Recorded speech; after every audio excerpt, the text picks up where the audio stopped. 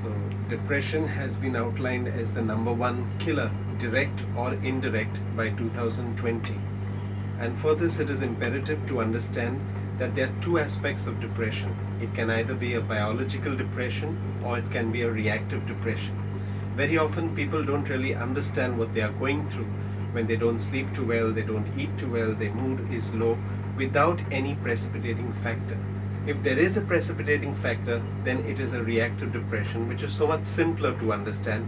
People come more easily for treatment, counseling works better, and medication, of course, depending on how much is the intensity of this episode.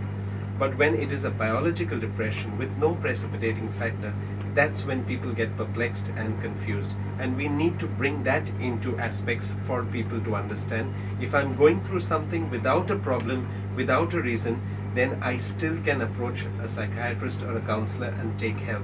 I think Deepika Padukone's example of going through a biological depression is something that can help people to come to terms with this. The lack of awareness and the stigma attached are primarily two important aspects, which is not a very good scene in India. I think together as psychiatrists, we can come together to illuminate information for people and change the aspects about stigma which is associated with mental illness.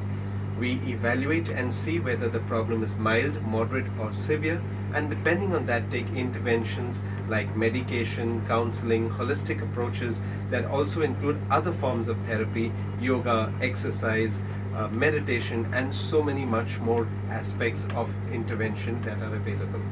Together, let's make a difference and change the quality of lives of people around.